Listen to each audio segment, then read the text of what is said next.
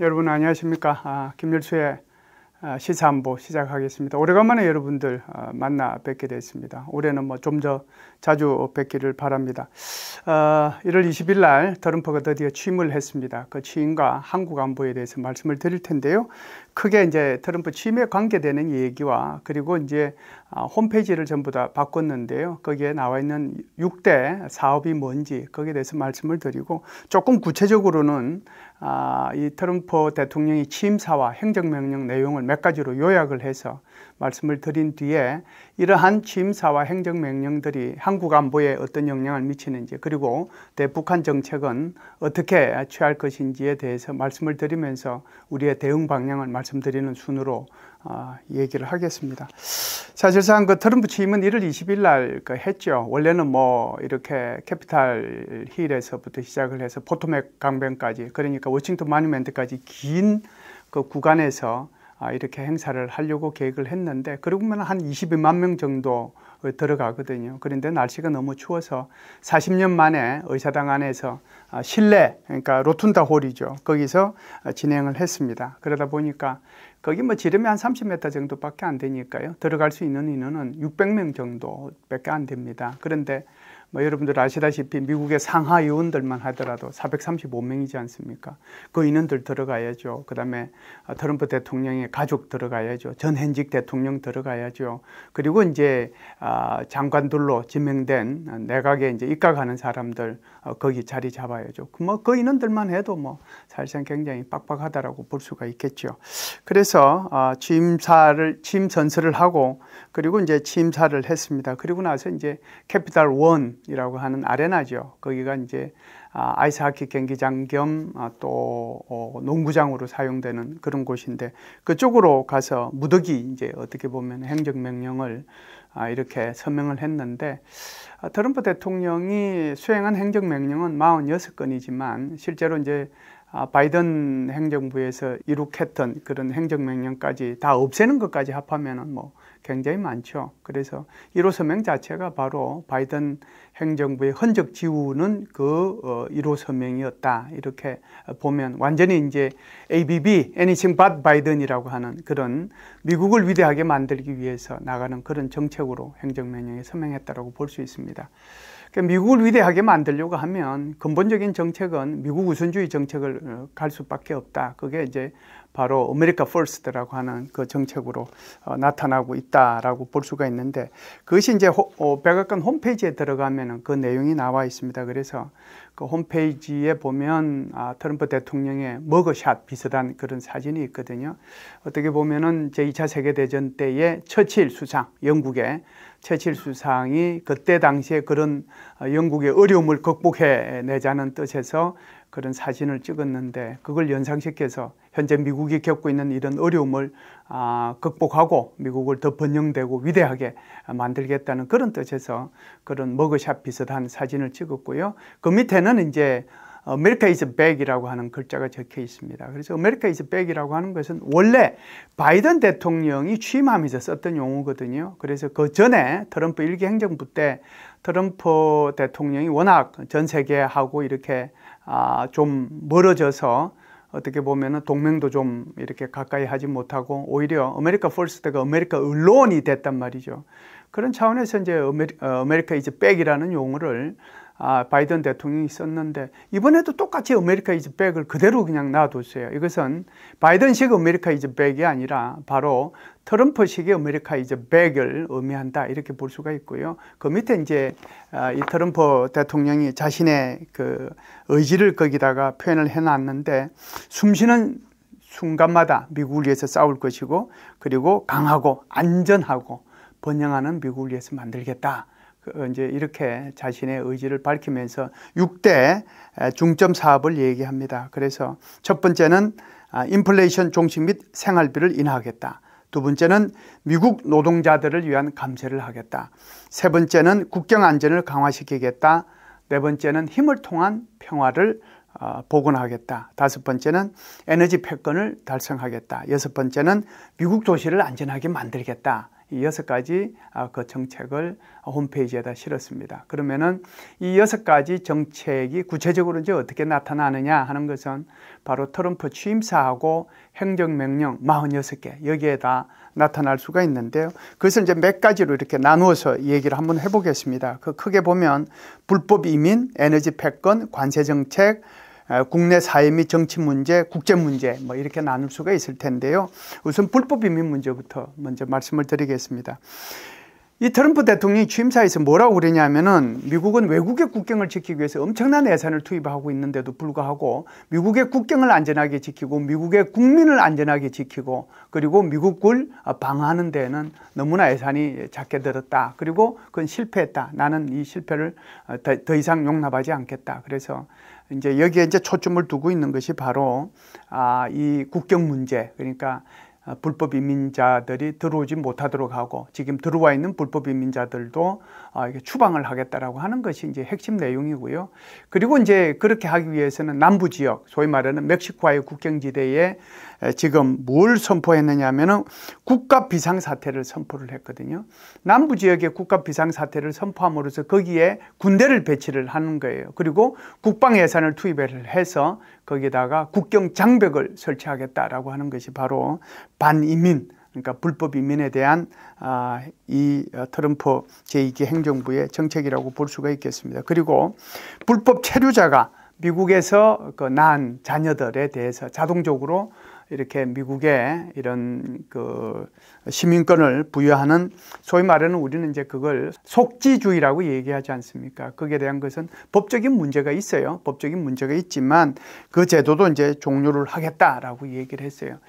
제가 거기 CBP1이라고 하는 앱을 삭제했다라고 거기다가 제가 거기 지금 화면에 나오죠. 거기다 적어 놨는데 CBP1이라고 하는 이 앱이 뭐냐 하면 소위 말하는 이제 미국으로 들어가고자 하는 사람들이 저 남미에서부터 올라와 가지고 중미를 거쳐서 이게 이제 멕시코 국경까지 오거든요. 그러면은 멕시코 국경에 왔을 때 CBP1이라고 하는 이 앱이 활성화됩니다. 이건 뭐냐면은 미국으로 들어가기 위한 수많은 이런 이민 대기자들이 그 앱을 통해 가지고 그 필요한 서류들을 갖다가 미리 작성을 하는 거예요. 그러면은 이제 그것을 미국 이민국에서 이제 심사를 3개월에서 6개월 정도 하고 그리고 이제 이렇게 받아들이는 여부를 최종적으로 결정하는 건데요. 대통령 취임하는 날부로 바로 앱이 삭제가 됐습니다. 그래서 그곳까지 왔던 많은 그 이민자들이 울고 하는 모습들을 아마 영상에서 여러분들 보셨을 텐데 아주 강력한 반이민 정책을 추진하겠다라고 하는 것이 바로 트럼프 2기 행정부의 생각이고요. 이것뿐만 아니라 Alien Enemies Act라고 하는 것을 소환을 하겠다라고 하는 건데 이거는 1789년도에 제정된 법이에요. 그때 당시에 이 프랑스하고 미국하고 전쟁인 듯 전쟁 아닌 전쟁 뭐 이런 거죠. 그러니까 콰시워라고 하는데 유사 전쟁이라고 볼 수 있습니다. 이게 이제 미국과 이 프랑스 사이에서 이 상선들을 서로 상대로 해가지고 계속해서 이제 격침시키고 하는 그런 사건들이 좀 있었거든요. 이게 이제 1789년도에 프랑스 혁명과 관련되는 건데 그 혁명의 수출 그리고 이제 이에 동조하는 국내에 거주하는 반대자들 이걸 색출하기 위해서 대통령한테 적대국 출신의 외국인을 제재하고 추방할 수 있는 권한 이게 바로 Alien Enemies Act라고 하는 그 법입니다. 이것까지 소환해가지고 이제 하겠다라고 얘기하는 거거든요. 그러니까 이 법은 1941년도에 일본이 진주만 기습을 이렇게 했을 때 바로 그 일본인들을 일정한 지역에다가 이렇게 수용을 한 그때도 이 법이 이제 작동을 했는데 그 정도로 이게 반이민 정책을 추진해 나가겠다. 이게 첫 번째입니다. 두 번째 말씀드릴 수 있는 것은 에너지 패권을 이제 하겠다라고 하는데 에너지 관련해서 국가 비상사태를 이제 선포를 했습니다. 그래서 사실상 이 에너지 관련해서는 이게 지금 이 바이든 행정부가 이 에너지와 관련해 가지고 석유 수출도 못하게 하고 그렇게 해 가지고 에너지 가격이 올라갔다는 거예요. 그렇기 때문에 이게 인플레이션이 왔다 이렇게까지 이제 트럼프는 판단을 하고 있는 거거든요. 그렇기 때문에 이제는 바이든 행정부가 추진해 왔던 모든 그러니까 그린 에너지 같은 것을 다 폐지하겠다. 그래서 전기차 의무화 정책도 폐지를 하고 그렇게 해서 석유 수출을 이제 확대하겠다라고 하는 거죠. 그리고 나서 이제 이런 것들을 이제 근거로 해가지고 미국은 전 세계에 석유, 가스 이런 것들을 수출을 하면서 산업 국가의 그런 위상도 되찾아가겠다. 뭐 그렇게 하려면 기후변화 협약도 당연히 탈퇴한다라고까지 이제 얘기를 한 거죠. 세 번째 말씀드릴 수 있는 것은 관세 정책입니다. 그래서 관세 수입이라고 하는 것은 미국의 꿈을 이루는 데 사용이 되는 거다. 그래서 보편적 관세를 전 세계에 걸쳐서 10에서 20% 관세 부과하겠다라고 하는 것은 이번에 발표는 안 됐습니다. 그런데 2월 1일부로 캐나다하고 멕시코에 대해서는 25% 관세를 부과하겠다라고 하는 거거든요. 그것만 발표가 됐고 나머지 국가들에 대해서 보편적 관세 부과하는 것은 조금 뒤로 연기가 되긴 했습니다만은 이 부분도 그렇게 긴 시간이 지나지 않아서 일정한 나라들을 대상으로 해서 이렇게 관세를 부과하지 않겠는가라고 생각을 하고요. 중국에 대해서도 60% 관세를 부과하겠다라고 했는데 일단 이것은 발표가 뒤로 좀 미뤄졌습니다. 그러나 이것도 협상용으로 충분히 관세 60% 발표는 그렇게 멀지 않은 시간이 있지 않겠는가라고 생각을 합니다. 세 번째 말씀드릴 수 있는 것은 미국의 국내 사회 문제하고 정치 문제에 관한 정책이라고 볼 수가 있는데요. 사실상 의회 난입 사건이죠. 트럼프가 지난번 바이든 대통령한테 선거에서 졌을 때 그때 당시에 의회에 난입한 인원들이 굉장히 많은데 그 1600명에 대해서 사면을 했고요. 14명에 대해서는 감행 조치를 했습니다. 그리고 바이든 정부가 추진해왔던 어떤 다양성, 형평성, 포용성 DEI라고 보는데 소위 말해서 diversity, equity 그리고 inclusion이라고 하는 그러니까 소위 말해서 이렇게 사회 통합과 관련되는 그런 건데 이런 것들도 폐지하겠다라고 얘기하는 거고 비판적 인종 이론 교육 이것 때문에 어떻게 보면은 미국에 문화 전쟁이 있었다라고 해도 과언이 아닌데 그것도 교육하는 학교에 대해서 지원금을 삭감하겠다. 결국 이것도 없애겠다는 거죠. 그리고 미국 학생들한테 소위 말해서 애국심을 강조하는 그런 교육을 시키겠다라고 얘기하는 거고요. 범죄 카르텔 이런 것들을 테러 집단으로 처단하겠다. 제가 좀 전에 이제 말씀드렸던 그런 Lion Enemies Act라고 하는 이 법도 여기에 이제 적용이 되는 거거든요. 그걸 통해 가지고 추방을 하거나 완전히 처단을 하겠다라고 하는 거고요. 성소수자들을 바이든 행정부가 이렇게 배려해 왔다라고 하면 트럼프 대통령은 성에는 남성과 여성만 있다 이렇게 딱 규정을 하는 거죠. 그래서 성소수자 배려를 안 하는 거고요. 여성으로 성전환한 군인들의 복무 허용을 금지시키는 그런 행정명령도 내렸습니다. 그것뿐만 아니라 관료주의를 타파하고 공무원들은 전부 다 재택근무를 없애고 공무원들을 추가적으로 더 이상 뽑지 않고 군인들을 빼고요. 군인들은 계속해서 이제 추가적으로 모집을 해야 되니까. 그리고 이제 연방 예산을 축소하고 그리고 공무원들도 축소시키겠다. 그게 이제 여러분들 아시다시피 일론 머스크가 효율성 도찌라고 하는 효율성 위원회 위원장으로 취임한 배경이 되겠죠. 이게 이제 크게 보면은 국내 사회 및 정치 문제가 되겠습니다. 이제 마지막으로 이제 국제 문제라고 볼 수가 있는데요. 이 트럼프 대통령이 부와 영토를 확장하겠다라고 얘기하는 거잖아요. 그래서 지금 영토 문제 같은 경우에는 그린란드 얘기도 있었고 캐나다 얘기도 있었고 그랬는데 그 부분은 이번에 일단은 빠졌습니다. 그럼에도 불구하고 파나마 운하를 국유화하겠다라고 하는 거고요. 그리고 이제 지금 멕시코만으로 돼 있지 않습니까? 그런데 그 멕시코만을 미국만으로 바꾸겠다. 이게 바로 영토를 확장하는 미국이라고 볼 수가 있고 결국은 이제 미국은 옛날에 프론티어 정신을 살려서 화성까지 개척해 나가겠다라고 얘기하는 겁니다. 그리고 이제 쿠바를 테러 지원국에서 바이든 행정부가 해제해 줬는데 이것을 다시 재지정을 했고요. 틱톡을 퇴출을 하도록 돼 있었는데 19일부로 이것도 75일간 일단 유예를 시켰습니다. 그것뿐만 아니고 세계보건기구죠. WHO에서도 탈퇴를 했습니다. 그리고 이제 러시아와 우크라이나 전쟁 종식과 관련해서 이 트럼프 대통령이 한 얘기는 크게 보면은 이렇게 얘기를 합니다. 외국에 더 이상 이용당하지 않겠다. 그리고 평화 중재자와 통합자로서의 어떤 역할을 하겠다라고 하는 것은 러시아 우크라이나 전에서 어떤 중재자로서의 역할을 하겠다라고 하는 거고 더 이상 외국에 이런 이용당하지 않겠다라고 하는 것은 바로 우크라이나에 더 이상 지원을 하지 않겠다라고 하는 것을 에둘러서 이렇게 표현을 한 거거든요. 게다가 푸틴을 가능한 빠른 시간 내에 만나겠다라고까지 얘기를 했기 때문에 아마 러시아 우크라이나 전쟁의 종식을 위해서 굉장히 활동을 많이 할 것으로 생각을 합니다. 원래는 24시간 내에 종전을 하겠다라고 했는데 이게 3개월에서 6개월 정도로 늦어졌으니까 그럼에도 불구하고 적어도 올해 내로는 러시아 우크라이나의 종전과 관련된 그런 것들이 가능하지 않겠는가 이런 생각은 합니다. 자, 그렇다라고 하면은 이 트럼프 2기가 우리 한국에 취할 수 있는 정책과 여기에 대한 우리는 어떤 대비를 해야 되는지 좀 말씀을 드리도록 하겠습니다. 크게 보면은 이제 보편 관세 문제가 있고요. 두 번째는 이제 한미 FTA, 세 번째는 이제 한미 방위비 분담금 이렇게 세 가지로 나눠서 말씀을 드릴 수 있습니다. 먼저 보편 관세 문제는요, 이거는 대한민국뿐만 아니라 전 세계를 대상으로 해서 미국으로 수입하는 모든 물품에 대해서 10에서 20%의 보편 관세를 부과하겠다. 그래서 이를 위해서 대외 수입청을 신설을 하겠다라고 얘기를 했거든요.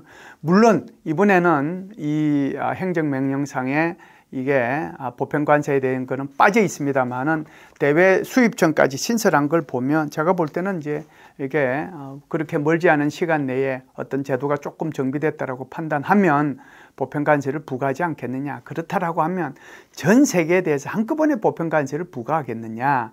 그렇지 않으면은 어떤 국가를 먼저 하고 또 차례대로 이렇게 하겠느냐 이런 차이는 있는데 한번 보시죠. 제일 이제 미국으로 봐서는 미국한테 이 수출입을 통해서 미국이 적자를 많이 보는 나라부터 아무래도 좀 손을 보려고 하지 않겠습니까? 아마 이제 그 첫 번째 대상이 중국이 되겠죠. 중국 같은 경우에는 2024년도에 그 무역 수지 흑자가 1조 달러입니다. 그 1조 달러 중에서 3분의 1이 그러니까 3천억도 더 넘는 거죠. 그것이 이제 미국으로부터 받은 흑자거든요. 그래서 이제 이 중국이 제일 미국하고 이 무역을 해서 흑자를 많이 된 나라이기 때문에 여기가 첫 번째가 될 거고요. 두 번째가 멕시코, 세 번째가 베트남, 네 번째가 아일랜드, 다섯 번째가 독일, 여섯 번째가 대만, 일곱 번째가 일본, 여덟 번째가 캐나다, 그리고 한국, 태국 순이에요. 그래서 한국도 작년에 한 600억 가까이 순이익을 봤거든요. 그렇기 때문에 한국도 여기에 대상이 될 수 있다. 이 점을 우리는 이제 알고 이 보편 관세에 대비할 필요가 있다. 그 말씀을 드립니다. 두 번째는 이제 한미 FTA인데요. 한미 FTA는 미국이 이제 FTA를 맺은 나라가 많이 있는데 이번에 이제 트럼프 대통령이 FTA에 대해서 기존 무역 협정을 재검토하라고 지시를 했거든요. 그래서 이제 그 FTA 맺은 나라가 우리 한국 그리고 이제 멕시코, 캐나다하고 맺은 USMCA라고 하는 게 있고 페루, 호주, 칠레, 싱가포르 이렇게 몇 개 나라가 있는데 여기에 대한 다시 FTA 재협상이 있을 수 있기 때문에 여기에 대한 대비도 필요하다라고 보는 거고요. 그리고 이제 한미 방위비 분담금과 관련된 건데 한미 방위비 분담금은 사실상 지난 바이든 행정부 때 작년도에 SMA 12차이를 통해서 2026년부터 2030년까지 적용되는 게 타결이 됐지 않습니까? 그래서 2026년도에 1조 5,200억을 지불을 하고 매년 소비자 물가를 고려해가지고 인상을 시킨다라고 하는 것이 합의가 된 건데 지금 트럼프가 요구하는 것은 100억 불을 내놔라고 얘기하는 거잖아요. 이게 이제 약 14조인데 그렇게 되면 이게 9배가 더 넘는 돈입니다. 그래서 이 부분에 대한 협상이 필요할 텐데요. 이걸 이제 무조건 안 된다라고 얘기를 하면 미국이 이제 꺼내들 수 있는 카드가 여러 가지가 있지 않겠어요. 그렇기 때문에 무조건 안 된다라고 하는 그런 수세적 입장에서 좀 벗어나서 적극적으로 그러면은 조금 올려주고 우리는 반대로 무엇을 받아낼 것인가 여기에 대해서 좀 생각을 해보면 서로 윈윈할 수 있는 그런 정책이 나올 수 있거든요. 그런 이제 적극적인 생각을 가지고 임할 필요가 있겠다라고 생각을 하고요. 아마 주한미군의 이제 감축 문제가 혹시 있을 수도 있는데 여기에 대한 대비도 필요하다 이렇게 봅니다. 이제 마지막 이제 큰 타이틀로 대북한 정책은 이제 어떻게 될 거냐 이건데 여기에 대해서 굉장히 깜짝 놀랄 만한 이제 말을 트럼프 대통령이 취임 첫날 사실상 했죠. 그래서 북한을 뭐라고 얘기하냐면 뉴클리어 파워라고 얘기했어요. 그래서 뉴클리어 파워하고 뉴클리어 웨이펀 스테이트하고 좀 구분해야 될 필요가 있는데요. 뉴클리어 웨이펀 스테이트는 핵 보유 국가거든요. 그래서 이것은 NPT에서 규정하고 있는 미국, 영국, 프랑스, 러시아, 중국 이 5나라만 핵무기를 보유하도록 되어 있습니다. 그래서 이것은 뉴클리어 웨이펀 스테이트라고 표현을 하고요.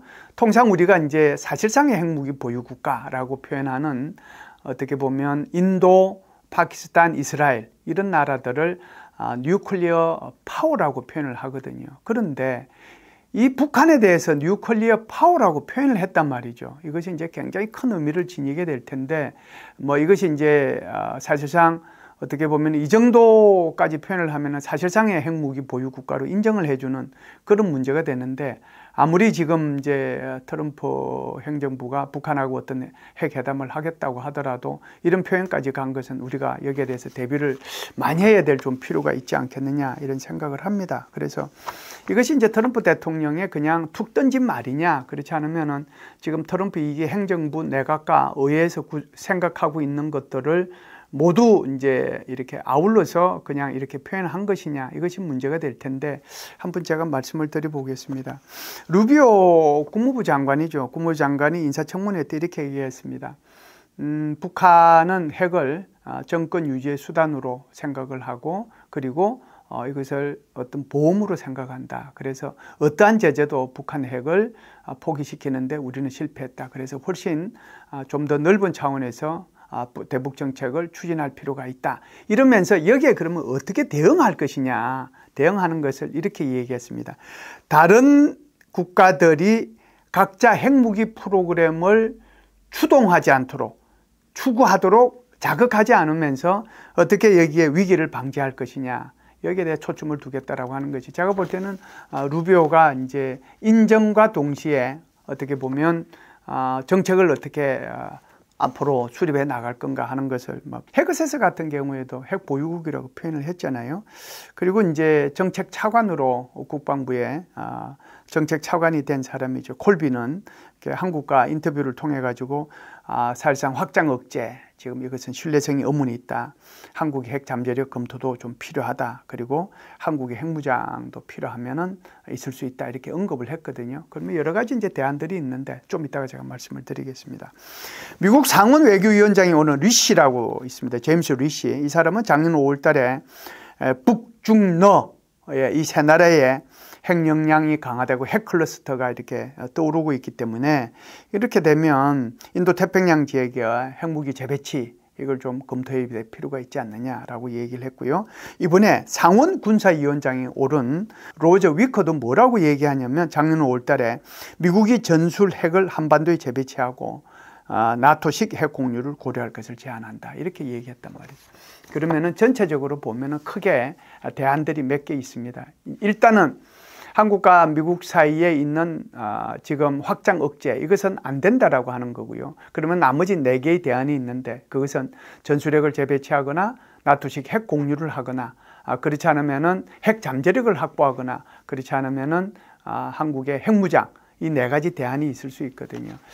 지금 이제 표현하고 있는 루비오식 표현을 보면, 또는 이제 상원 군사위원장이나 외교위원장 표현을 보면 전술핵 재배치와 또는 나토식 핵 공유 중에서 어떤 대안을 선택하지 않겠는가라고 하는 것이 제 생각입니다만, 우리 한국의 입장에서는 핵 잠재력을 확보하면서 동시에 핵 무장 쪽을 가지고 미국과 협상을 할 필요가 있겠다, 이런 생각을 합니다.